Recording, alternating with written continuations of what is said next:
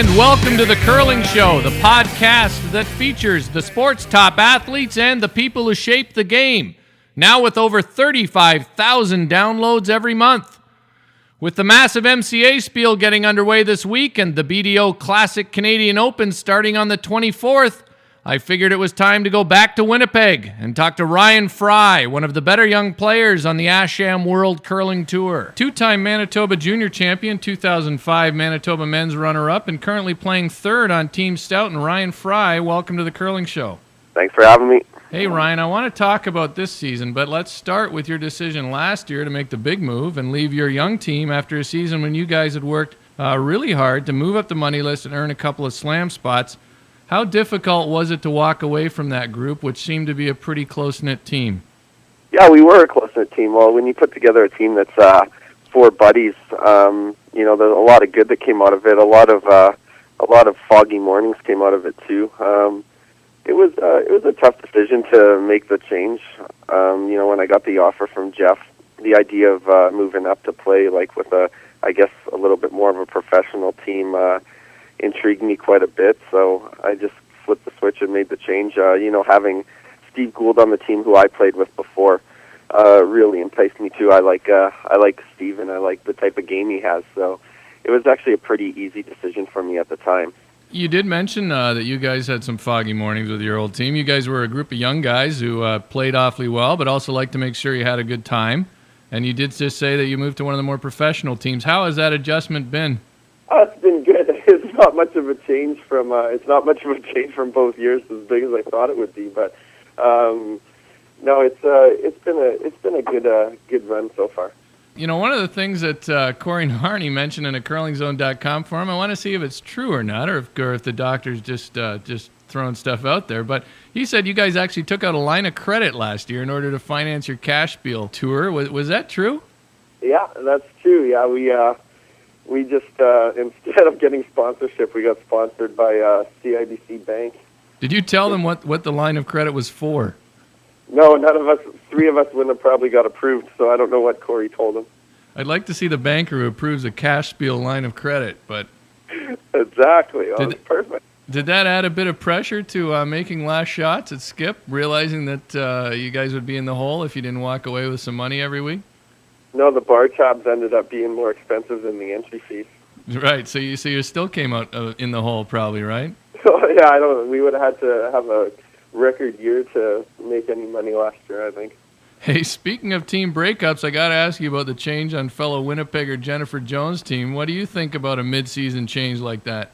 I don't think it's right, but, everyone's got their opinion on that.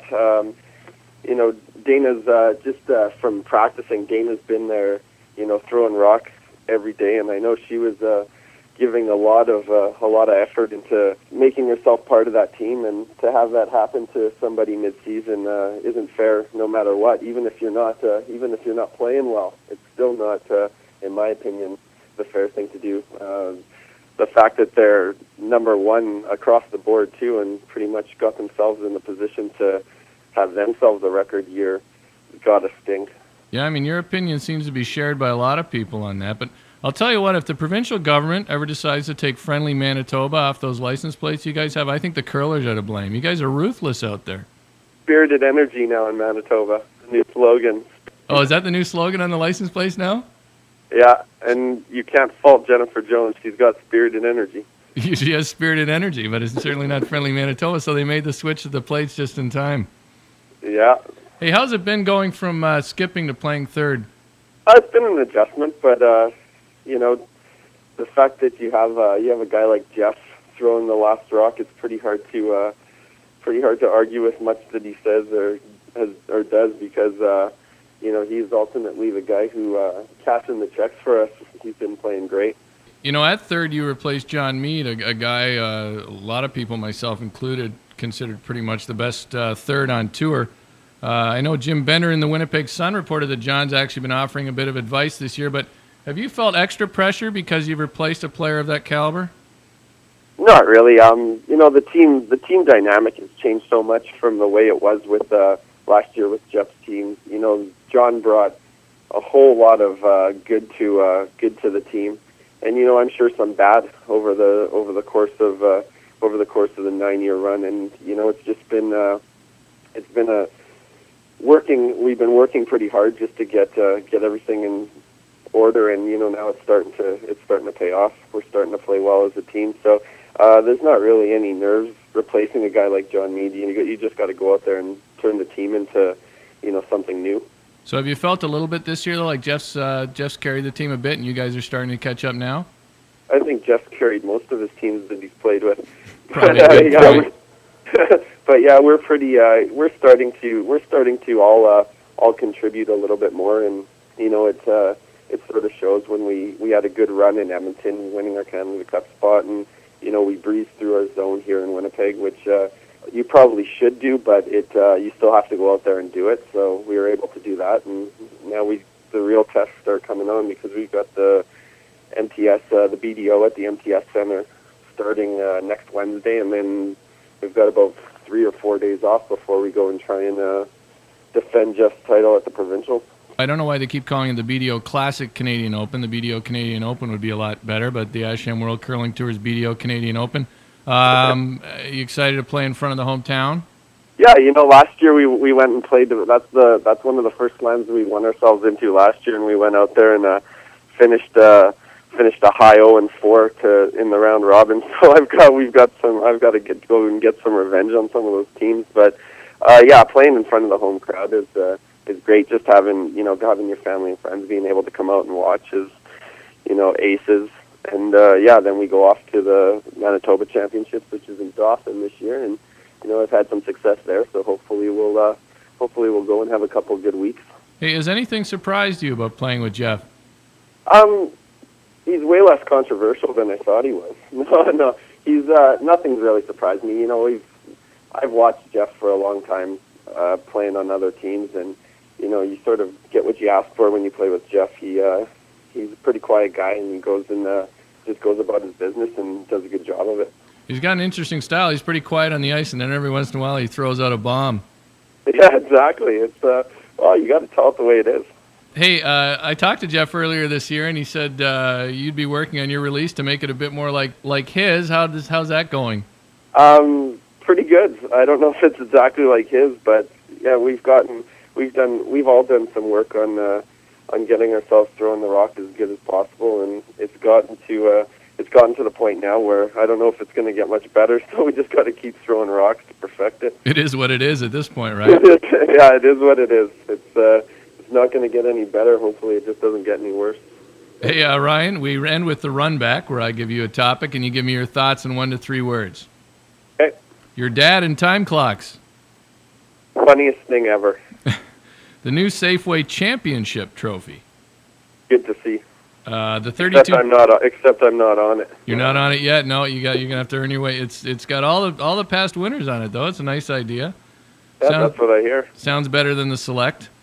Although it was in a train wreck on the way out to Winnipeg, I guess. So there's still, I didn't hear that. It hasn't quite arrived apparently. Maybe they stuck it with Davy Bomer. Sorry? Maybe they stuck it with Davy Bomer. Oh, right, the night train. Hey, the 32-team provincial final format. Tough to win. Homeless people in Kelowna, British Columbia.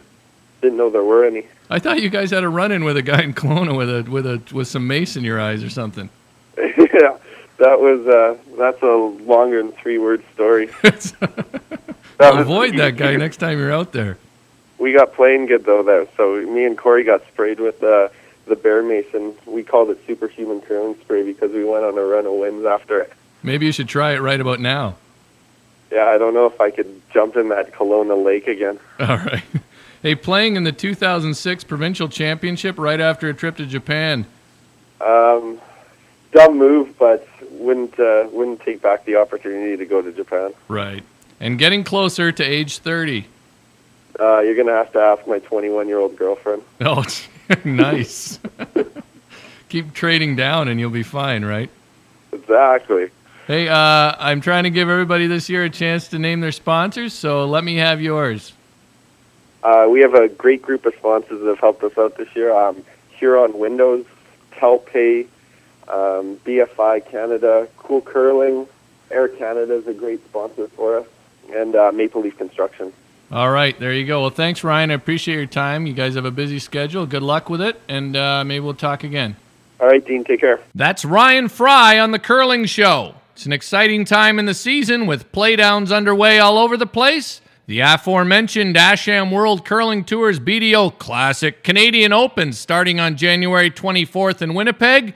The M&M Meat Shops Canadian Juniors starting on February 3rd in the fine city of St. Catharines, Ontario. And in a nod to the country I now call home, the U.S. Nationals get underway in Utica, New York on February 17th. If you're near any of those spots or you have a bunch of frequent flyer miles, make sure you get out and watch some great curling. Thanks for listening. Here's more Black Pudding. Send me an email if you're like a lot of people and have questions about curling's most mysterious band.